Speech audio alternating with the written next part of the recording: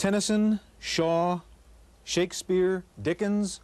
What a wealth of literature there is in a library if you can read. But many people are surprised to find out that millions and millions of Americans cannot read. They are functionally illiterate.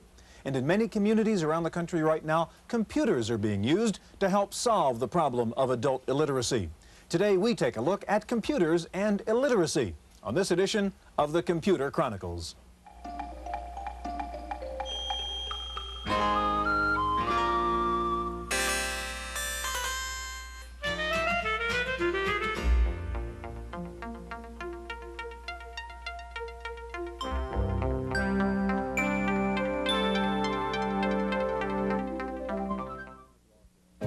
The Computer Chronicles is made possible in part by McGraw-Hill, publishers of Byte magazine, and BIX, the Byte Information Exchange.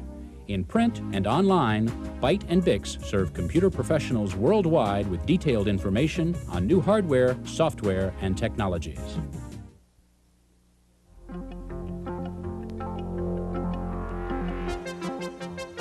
Welcome to the Computer Chronicles. I'm Stewart Cheifet, and with me this week is Jan Lewis. Jan, I'm looking at two job application forms here. This is to become a waiter. This is to become a gas station service attendant. We're pretty well-educated people, yet we're having trouble figuring out how you fill in all the blanks in this thing. You can imagine what it must be like if you are functionally illiterate. We're taking a look at the use of computers in adult literacy training today. Computers seem to be doing a very good job there, despite the fact that we hear traditional computer-aided instruction in schools is not working too well. Why is that? What we're really seeing here, Stuart, is a difference in the implementation at the adult level versus at the elementary school level. But the theory still holds at both levels. The theory, of course, is that somebody can learn better if they can learn at their own pace, if they can learn in a non-threatening environment, nobody's looking over their shoulder, and also if they can get the instantaneous feedback that they get from the computers. So the real difference has simply been in implementation. Very successful adult programs in corporations and illiteracy, in the armed services, etc. Jan, we're going to travel from Pennsylvania to Michigan and California today to see several examples of how computers are being used successfully in adult literacy training programs. We're going to start out by looking at a California program that uses Apple II computers and off-the-shelf software. California is at the forefront of the literacy movement. $4 million goes annually to libraries where the 3 R's are taught to adults free of charge. And of all the participating libraries, Richmond is considered a leader in the use of computers to teach literacy. Computers were, in fact, a key element right from the start in the Richmond Library's literacy program called LEAP. The computer is really non-judgmental. It's real private. It doesn't tell you that, oh, I'm tired of you working on that problem. Let's go back to it. Let's come back to it next week. One student commented about the repetition, that you need to have things in repetition to be able to learn them sometimes. And with a tutor, even if you have a tutor that's very understanding, the student may just feel embarrassed about having to be constantly going over the same thing with the tutor. But with the machine, it's just there. Students in the LEAP program range from those who can't read at all to those who simply need to increase their spelling skills or reading comprehension. That wide range of needs initially prompted months of research. Staffers finally settled on some 20 software programs that they use regularly. But setting up such a program was no easy task. Most literacy software is designed for children learning how to read and write. And the people here had to find software that wouldn't talk down to adults. When we first started, it was very hard, and we picked a lot of different things, and we figured that we would experiment and find out what things worked well. And there are some things that are available now. I think the big market is remedial work in high school, and so we have a lot of things that are kind of directed at young adults, and that's okay. There is a growing market, I think, in adult schools and community colleges for people who are learning how to read as adults. And I'd like to see there being more. There are a lot of possibilities in speech, with the speech capability of the computer, so that it can work at a really basic level and make things accessible to people who are learning at a basic level. But I still think it's pretty wide open. I'd like to see some other things getting developed, definitely. Still, most students say they're pleased with the software, and the computer has helped them. It's much easier on the computer because they have games you can play, so it makes it more interesting, more of a challenge than it would be to just sit and say, well, I'm going to memorize this and write it this way over and over and over and all that kind of stuff. This makes it easier, and it makes it a challenge, and it makes it fun, so you want to do it. So that's the difference between doing it on your own and doing it on the computer, for me anyway. The next addition to the Richmond LEAP program will be a Macintosh. Staffers say they want to find out how the use of a mouse, bypassing the keyboard, aids in the teaching of reading. In Richmond, for the Computer Chronicles, I'm Wendy Woods.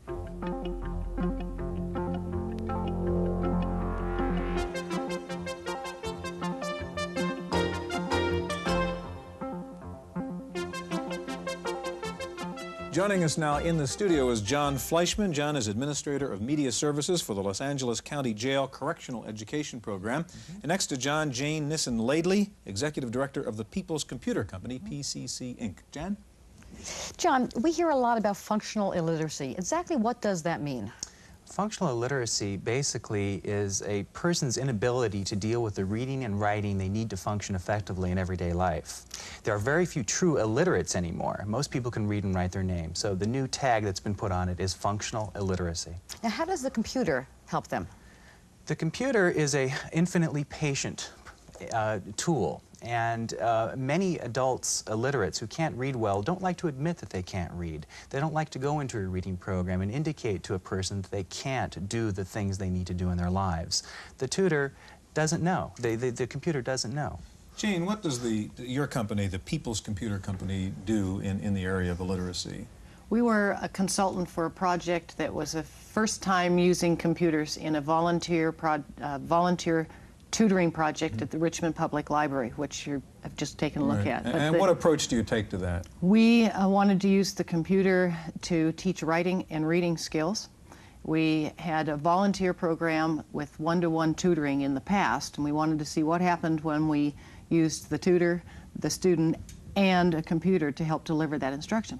And is the idea generally accepted that computers contribute something extra? Is there any resistance among the human tutors who think they can do this better without a computer? There's more resistance from the tutor than from the students in the study that we found in our work in Richmond. But that was primarily because the tutor has lived and taught for maybe 50 to 60 years without a computer, does not need to, and the time required to learn a new technology and a new skill was something that they didn't expect to be part of their job when they were volunteering to be a tutor to teach someone to read. So it's just that getting over the technology. How do you find the balance between how much computer and how much human tutor any particular student needs? How do you balance that? Well, we recommended and implemented in the Richmond project that the tutor and the student stay together for a number of hours, that most of the instructional materials that we wrote required the tutor and the student to be together in the beginning. What surprised us in the study results was that the student moved to independent use on the computer faster and sooner than we anticipated in writing our materials, and we had to go back and acknowledge that. Jane, it's kind of surprising. The stereotype is the adult is less likely to feel comfortable at the computer keyboard than the child is, True. and yet you're telling us the adult is in fact very comfortable in this environment. I'm telling you that the learner is comfortable. You see, in the pair that you're talking about, one is the teacher and one is the student. The student is eager, and in the case of the illiterate adult, you're talking about an individual who has had not much success in their life in a lot of areas, and especially in learning. You're talking about someone who really believed that technology, or especially computers, would never be available to them. That's something that the rest of the world has, even young children in school. So when we brought these into an adult and said, you can use this, the empowerment and the excitement was just magnificent. John, you're dealing with a special kind of adult, jail inmates. How does it work in that environment? They're lined up too deep to use the computers. Really? They're very, very fascinated. The time on task, which is an educator's term to determine, the amount of time they spend in the educational materials, is incredible. They're totally focused on the computer when they're working on it. It's difficult to get them away from the machine. So they're very, very anxious to use the hardware. Do you have any testing evidence to suggest the stuff really works, or is it sort of intuition at the moment? I think I'll give that to Jane. Okay. The study that we did was an ethnographic study that ran over a year, concrete interviews and statistics that were gathered over a 6 months period of time. It's probably the first in California and one of very few done in the United States. I would like a lot more done, but people don't fund the research. All we can get funded so far is maybe one computer. But our study is available through the California State Library and is worth taking a look at for other people to take the and jump off and go do some more work. Jane and John, we're going to stop here just a second. I know you have a piece of software you want to show us. There's another very innovative use of computers in Pennsylvania right now, something called the Talking Computer Program, and it was developed at Penn State University. This is Northwest Elementary School in Lebanon, Pennsylvania.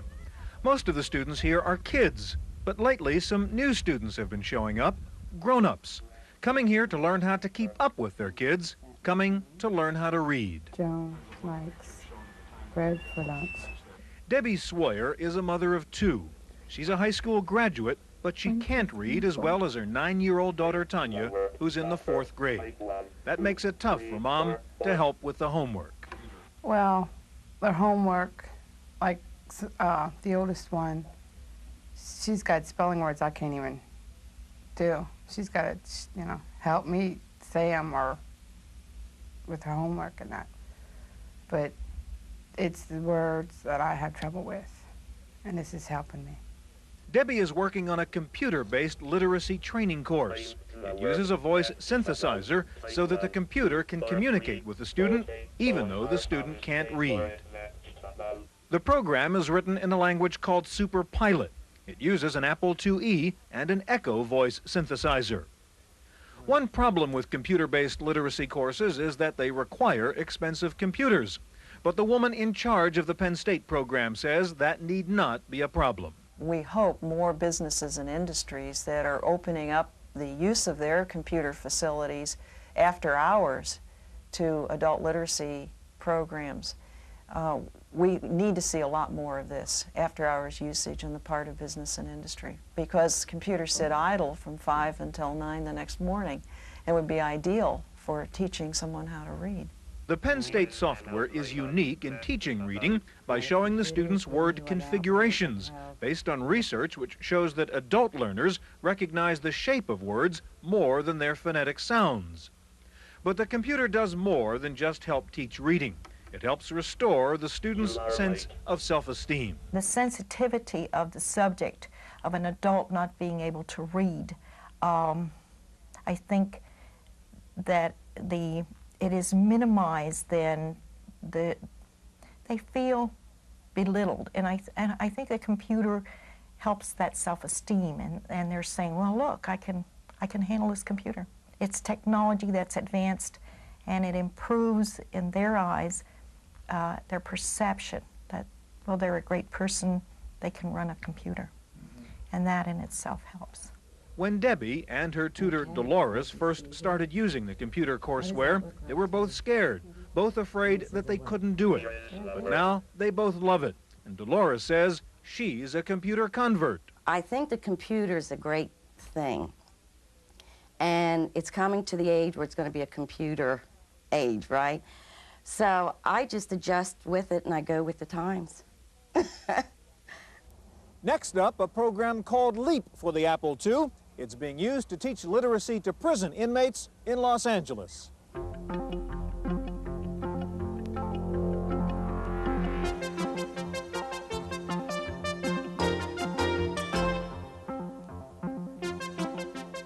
We're back in the studio again with John Fleischman and Jane Nissen-Ladley. Jan. John, you have a new piece of software here that you're going to show us. Tell me a little bit about it. This particular program is produced by Educational Activities Incorporated. It's brand new on the market, 1987. It's called the Language Experience Program 1, LEAP 1. What it does is it uses a person's existing skills, the ability, their own knowledge about their family, their friends, and then channels that into a reading lesson. It's kind of like the next generation of word processors used for a reading instruction program. Now what we have here, we've already gone past the opening logo. We're into the program. It's a very personalized and very interactive program. So what I'd like you to do is to go ahead and select an area that you would like to write about. You have a choice, relatives, jobs, and memory. So okay, so I'm going to be the functionally illiterate you're going to be student. the student, and I'm going to be the teacher. Okay, so I want to see job, let's say. Now, most of the activities would actually happen by the student. There are points where you would sit down with the teacher to correct grammar and review the material. So Jan might be doing this herself at the terminal. Okay, well, go ahead, Jan. Okay, so let's say job. You've indicated job. Okay. They'd like to know more about the job. Press any key to continue. Just like that, right? Just like that. Okay. Tell me about your job. Okay, so now it's going to have me put some things in here. It's giving you some instructions now, some basic instruction. Initially, of course, I would sit with you to explain this process. So yeah, John, is there a problem? There's some sophisticated reading capability necessary to get through this. Is that a problem? That would be a real big problem for someone reading on a 1.5 grade level. So they would have to work with the teacher initially or work with another student who's reading at a higher level. So this is basically the instructions now. Okay, Jan, well, go ahead and advance it on. Okay, let's continue. Okay, so it wants me to write 3 sentences. So let's say, I like my job, and I work in a, factory. Okay, now even if that spelling's incorrect. Okay, and then I can do that pound sign. Okay, and return. Okay. Okay, now here's a good example. You didn't follow the instructions. You must write at least 3 sentences. Please add to what you have written. So if you press any key to continue, it will take you back to that original, what you were writing, and now you will add in your 3rd sentence. I see, okay. Now, of course, you can write more than 3 sentences. The idea here is your own words, it's your own story. It has much more meaning for the adult learner. The next thing that would happen is you would take your story up to the teacher, and the teacher would put another disc. Let's see, she's finished. Okay, you've typed your 3rd sentence now. Okay, so that's... And what do you have to enter the pound sign now to see if it'll accept it this time? Okay, try that. so enter the pound sign and then return. That's right. Let's see if it takes it. Okay, Looks like it takes it. Anything So I like it. It's I'll just say yes. Yeah. Okay. Okay. Okay, now what happens then, John? Okay, now what you would do is then take this story up to the teacher or to the tutor. You would sit down with that teacher and together you would review the story. Now here you spelled factory incorrect. So you would actually retype the story again, spelling it correctly with the grammar correctly. And then it would record on your own personalized diskette all of your stories. There's a total of about 25 hours of instruction as you go through the program, records all your personalized stories, and then there are many, many follow-up activities, pulling out specialized vocabulary words, doing activity sheets, all related to your own vocabulary. That's why it's a very powerful program for adults. Jane, how is this different from having John as an instructor say to me in my little copybook, write 3 sentences about your life, and I hand him the piece of paper? What's added here? What's very different is that for an adult who has difficulty reading, for the most case they have difficulty writing, and you're talking about 2 separate skills. One is a handwriting skill that has to do with lots of practice and small and large motors going at the same time. In the case of using word processor, and we used it in Richmond for this very reason, is that the very first time the student is on that computer, they can push a button and take printed copy and take it home and own it. I have a completed story that other people can read, and it's very important to be able to write first and then have someone else read it, and they can also read it themselves back in practice. The handwriting does not get in the way. Does this add to the cost of educating the student? In other words, what is the cost-benefit trade-off here? We certainly didn't do a lot of cost factor in terms of actual cost of software against hours, man-hours. I would suspect that in a volunteer program, it's extremely cost-effective, and would say so because of the amount of use by the students on their own.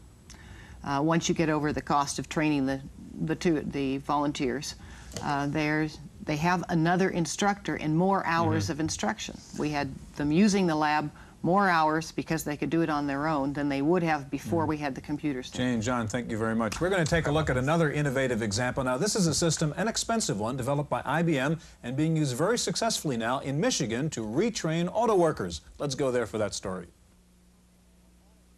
Flint, Michigan is one of the capitals of the auto industry, and it reflects many of the difficulties faced by auto manufacturers. For many laid-off workers, the plant closures mean job retraining, and for some, that includes such basics as learning how to read. Flint is in transition in terms of industry. We're going from an industry that required heavy manual labor with less academic and competency skills as far as academics, to a very high-tech industrial community. And as you look at the history of people who came out of public schools, some graduating, some not graduating, and going into industry, they could obtain very good jobs, high-paying jobs with minimal skills. Today, that is not the case. Flint is also the test center for a revolutionary approach to teaching literacy with computers for beginning readers and for those who never learned. The program is called PALS, or Principles of Alphabet Literacy System. PALS grew out of a program aimed at teaching reading and writing skills to kindergarten-age children. It was developed by Dr. John Martin and has been licensed by IBM. With the single most difficult thing there is to learn in the English-speaking world, learning to read. We have the highest rate of failure in that level of learning than anything else that occurs between age 5 and 25. The PALS adult classroom has Laserdisc players, touch-sensitive computer screens, typewriters, and PCs. From the moment students arrive, they are immersed in computer technology. The textbook is on a Laserdisc in the form of a story related in comic book style. Students learn touch typing simultaneously, and they can proceed at their own pace, something Dr. Martin believes is very important. Coming to the computer without the intervention of an adult means that, in effect, they are teaching themselves through the vehicle of the computer. This seeming dehumanization, which some people decry as a technological intrusion, as a matter of fact, is very therapeutic. Because, you see, the damage to them has been done by people. After 20 weeks in the PALS program, about 80% of the students have improved their reading skills by an average of 2.5 years of schooling. The self-paced rate of instruction seems to be an important part of that success. It was breaking the words down. You were using the alphabets more often, learning the sounds, because you have a lot of sounds are alike. During the time that I was in school, your teacher would just flop it on you and you either learn it or you didn't. But here, I worked at my own pace. When I took this class, I learned how to read things that I've never even read before.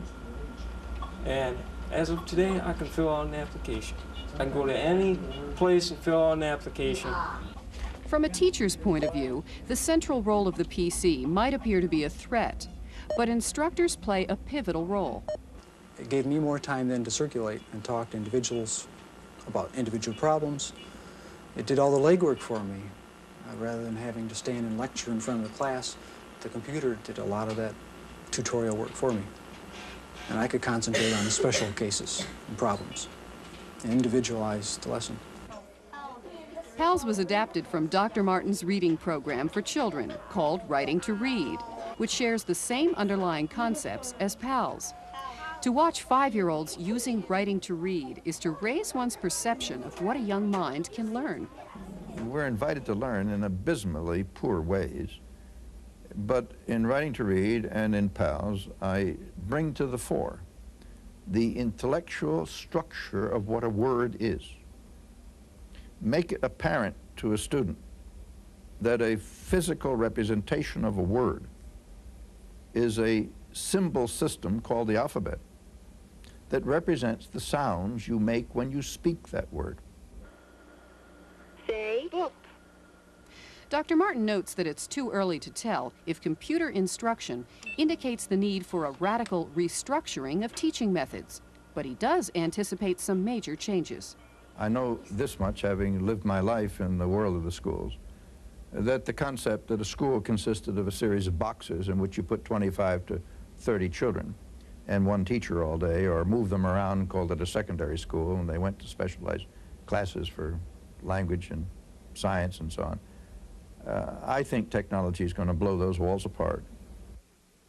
That's our look at computers and illiteracy. If you would like information about contacting a literacy training center in your community, call Contact Literacy. The number is 800-228-8813. Thanks for joining us. Stay tuned now for this week's Computer News.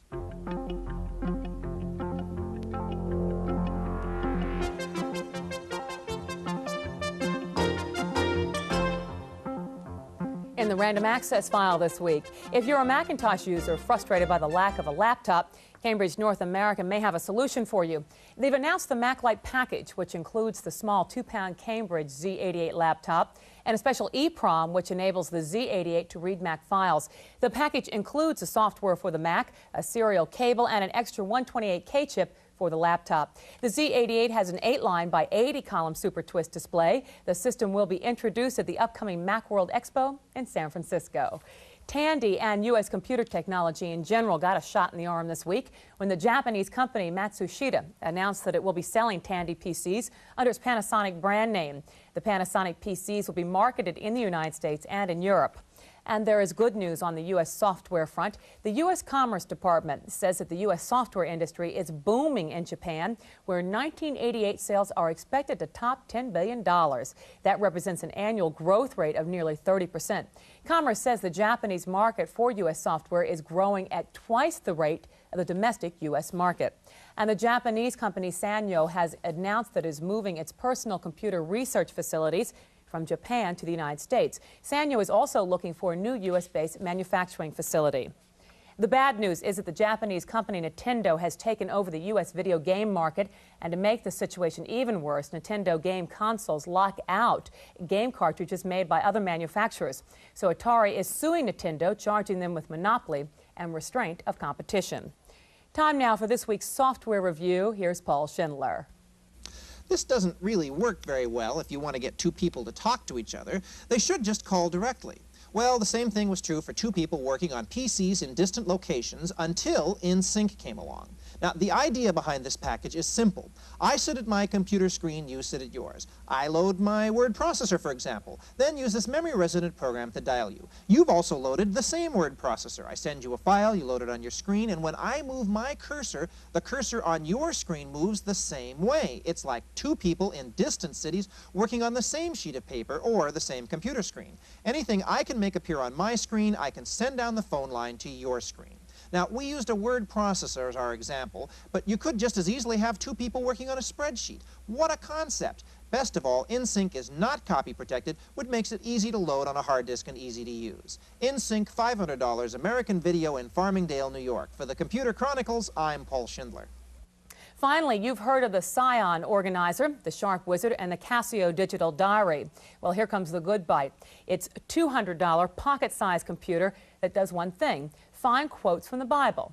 The Good Bite will have the entire text of the Bible in memory and feature sophisticated word search software to enable users to find biblical quotes on any subject. The Good Bite will be introduced at this month's Consumer Electronics Show in, of all places, Las Vegas.